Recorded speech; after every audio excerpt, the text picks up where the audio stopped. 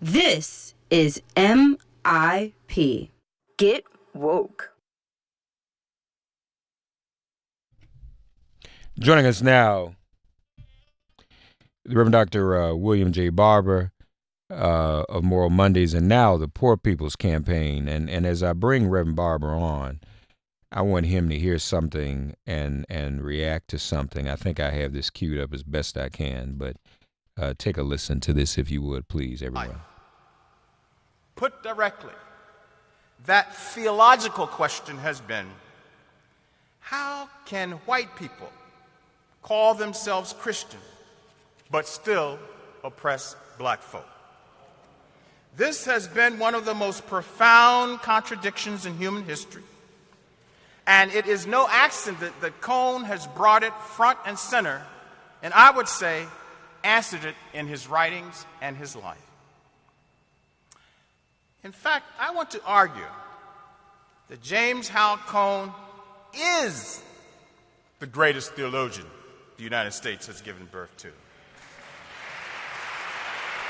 That was Dwight Hopkins from yesterday at the funeral of James Cone, a great comrade and friend and mentor, also to my guest, the Reverend Dr. William J. Barber, expressing that James Cone was the greatest theologian America has ever produced. Reverend Barber, first of all, good morning, good welcome, and I'd like for you to react to what we just heard from Dr. Dwight Hopkins. Good morning, Reverend. Good morning. I'm glad to be back with you, man, and be with you on these Tuesdays going forward.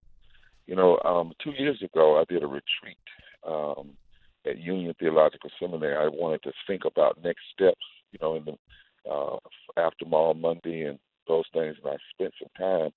And Dr. Cone, who was a great, more of a hero theologically for so many of us, would come down to my little apartment and just sit and listen and spend time with me.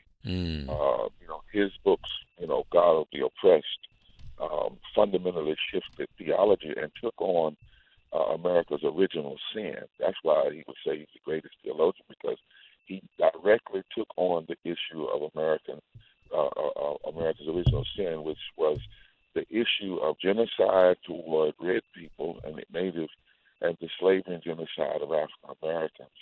And in order to have slavery, 250 years of Jim Crow, we used to say in C.R. Lincoln's class that you had to have bad biology. In other words, you say people were born different. You had to have a sick sociology that said people, couldn't be together based on race. You had to have an evil economics that says you can take one group of people and use them to make the wealth of the country, even if you're destroying their dignity, their humanity, and their very lives. But then the last piece of it, or the fundamental piece, you had to have what we call heretical ontology. And that means you suggest that God ordered it, and that God, that's heresy. Mm-hmm. James Cone took on the heresy of traditional American Christianity and turned it on its head. And that is a contribution, and it helped to liberate in so many ways our theology. So we are thankful. I was yesterday already engaged doing the kind of work James Cone would have called us to do, but was not at the funeral. But he touched so many of us, man, in so many profound ways. Yeah, no question about it. Reverend Dr. William J. Barber with his folks, Poor People's Campaign. Text MORAL to 90975 to get updates and get involved in the Poor People's Campaign. So, Reverend Barber, talk to us. What's the latest with the campaign? What's going on?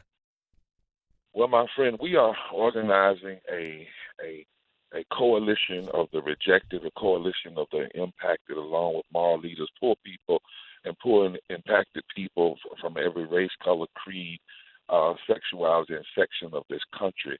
We have more than 40 states now where there are coordinating committees and the District of Columbia. And on this Sunday night at 7 o'clock, we have our first mass meeting to announce the first week, which is going to be focused on women in poverty, children in poverty, the disabled. And then on Monday, beginning at 2 o'clock, there will be a rally outside of the Capitol to lay out those issues. Denominational leaders, along with impacted people from around the country, will be there. And then there will be an act of nonviolent moral, nonviolent moral direct action, or what we call fusion direct action. And this was launched, a 40-day launching, a beginning of a multi-year campaign, Mark. And so the reality is that we have an impoverished democracy. You and I talk about it all the time. We have voter suppression happening like we haven't seen since Jim Crow, which hurts black people, brown people, and poor white people. We have, 140 million people in this country who are poor or low wealth, 250 people a year dying from low wealth, 4 million children and families that are impacted by lead in their water. We can buy unleaded gas, can't buy unleaded water. We have a military war economy and a militarism philosophy that is out of control. 55 cents of every discretionary dollar in our budget goes toward the military, and Trump wants to take it to 63 cents. And we already can blow the world up so many times that the scientists can't agree if America could blow it up 5 or 50 times. And then we got this distorted moral narrative being led by so-called Christian nationalists that suggest that if you're against gay people and against abortion and for prayer in school and for tax cuts and for guns, then you're on Jesus' side. You don't have to say anything about health care. 37 million people without health care. You don't have to say anything about that. Just talk about being against gay people, being against abortion, and then you're somehow right. And that philosophy is publicly, it's always been there, but it's publicly in a braggadocious way now, all the way up to the White House and the Congress, so much that they'll fire a chaplain for praying about what the Bible says we ought to be praying about, and that's family. We have to have a movement that breaks through the noise, that breaks through the attention violence and the policy violence, where people are willing to put their mouths, their bodies, and on the line. And that's what's going to be happening starting this month. So beginning Monday, people will be in, I think if I'm reading the website correctly, they'll be in about 30 state capitals, won't they? Yeah, it may be a little bit more, but right now we know it definitely 30 plus the District of Columbia. Every Monday, they're called Nonviolent Moral Fusion Direct Action Mondays. And then on Tuesday, and that's where there'll be action, people are literally going to engage in direct action. And that means all that direct action includes protesting, people of their own free will and accord deciding to engage, in action for civil disobedience. On Tuesday, we then will have at night a teaching Tuesday where people will be able to come online and gather and learn about these issues and be empowered, being taught by the Public Education Project. In 68, Mark, they had teaching every night in the shanties. Well, now they won't even give you a permit to put up a tent. They won't even give you a permit to have anything. Then they at least got a 2-week permit, even though they went over the 2 weeks. Now nothing. So we said we're going to use social media, and we're going to do that. And then on Thursday nights, cultural arts, and then the next Monday there's going to be. In fact, the whole schedule is on the website. But the first week is on women in poverty, children in poverty, disabled. And the next week is on systemic racism, because you can't deal with systemic poverty without dealing with systemic racism. But the penetration point for the second week is voter suppression, and voter and Islamophobia and the xenophobia and the mistreatment of our Latino brothers and sisters because people don't want to see the demographics of our voting change. And each week has a theme. And each week we'll have an action. All right, folks, go to poorpeoplescampaign.org to find your local event, and because this is happening locally. Everybody can't make it to Washington, D.C., but this is happening in a lot of your locales. Go to poorpeoplescampaign.org to find them. I'm sorry, Red Barber, go ahead. And here's the thing. They can go to the state capitals. That's where they're going to be happening. And if you want to participate in the action, the direct action, there's a training about 2 hours ahead. All of it's on the website. If you just want to witness and be a part of direct action that way, you can do that. We also are calling on people all over this country to launch massive voter mobilization and voter registration during this period of time, as in particularly important impact the community. That's 140 million people, Mark. A lot of them sit out of elections because they never hear their issues. Democrats talk about the middle class, Republicans talk about the military, and nobody talks about the badness that's going on among poor people. Right, right. No, that's very, very important. The Reverend Dr. William J. Barber with us. Poor People's Campaign is underway. How much of specifically what you're doing, Reverend Barber, ties into picking up where Dr. King left off with his Poor People's Campaign? Well, I love when we have these conversations, Mark, because both of us being historians understand that movements are never just something that somebody suddenly thinks up. Right. We connect to the history. It's kind of like in the Bible where it says, let justice roll down like a river. The river keeps going, and you just get in your place, but you don't. But you get power from the past. So we are using fusion concepts from the first Reconstruction, in the 1860s up until the 1890s. We're also pulling from the 1968 Poor People's Campaign and what Dr. King said, which, a lot of people, civil rights organizations, labor and other folk walked away at that time. And he had this group of people that he brought together. In fact, one of our steering committee members was there at the first meeting, where he brought together the Latinos, the Jewish community, welfare rights workers, black people, white folk who were organizing black and white people in East Kentucky, and so forth and so on. So that model is very clear. The difference is, as you know, Dr. King said at that time, they were going to go and stay in Washington until change had come. They were able to run them out. They couldn't stay past the weather.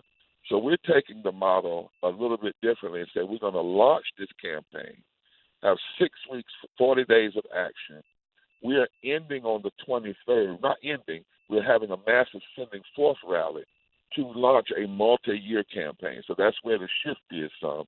And then some of the shift is 50 years later, we have now, for instance, white millennials who are facing poverty, where I just came from in Grays Harbor, Washington, who are part of this, connected to black women in Alabama who are dealing with poverty, and folk in West Virginia, Eastern Kentucky, and in Mississippi coming together, and in the urban centers coming together. And this secondly, we're focusing on state capitals now, not just the Congress, because so much damage is happening in these state capitals. And then thirdly, we're adding the dynamic of the massive voter mobilization and the power building back home, and saying this is a multi-year campaign, not just a 40-day campaign. Yeah, no question about it, folks.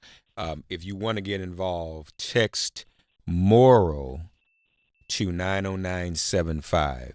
Text the word moral, all caps, to 90975. Rem Barber's been barnstorming the country, organizing people, doing nonviolent direct action trainings all over the country. Even been to Alaska too, right, Doctor? Exactly. And let me thank you publicly, Mark, because so much of this would not be possible without the platform that you've given. Everywhere I go, I send you where I am, and you talk about it. We've been to the last 2 years, we've been to, I think, 40 states, because that's the other part of this. We believe movements come from the bottom up, not from the top down. Yes, sir. And I'm going in to lead a state. I'm going in to train people to lead their own states. It's not about helicopter leadership. We've been even to Alaska. The indigenous people of Alaska are organizing. And a lot of people don't know, Margaret. You and I had this conversation. I keep saying that, but we always talking. That when you look at your map, you see racism because Alaska is made to be small. Texas is made to be big. So we think Texas is the biggest state. Alaska is the largest state in this United States. It's bigger than half of the United States. And there are all of these tribes out there that are being oppressed and being abused even today. Trump opening up ANWR, the Alaska National Wildlife Reserve, is crazy. Yes, sir. But and did you know the state capital of Alaska is 1,600 miles by boat and plane from Anchorage? Wow. Wow. So, but the people called us up there because they said to us the only time the United States and America and Russia agree is on who's going to rate Alaska. Yeah. That they agree. They're organized. And a few weeks ago, I don't know if you heard, in the training, we had these massive 46 trainings all simultaneously across the nation in 30 states, and a guy with grizzly bear mace walked into the one in Alaska and sprayed the people. Really? Yes, sir. You look at it online. It's out there online. And you know what they did? They cleaned themselves up and went right back to the training. Yeah. Wow, isn't that something? I hadn't heard that. Yeah. Uh-huh. Yeah. So folks, again, poorpeoplescampaign.org. We're going to be talking to Reverend Barber every week at this time, getting an update on the campaign, how you can get involved, hearing from some of you involved in it. Text MORAL to 90975. Reverend Dr. William J. Barber has been our guest. Always good to talk to you, Doctor. Thank you, my brother. God bless you. All right, God bless you too. We'll stay woke. That's right. We'll talk next week. All right, folks. If all minds are clear, it has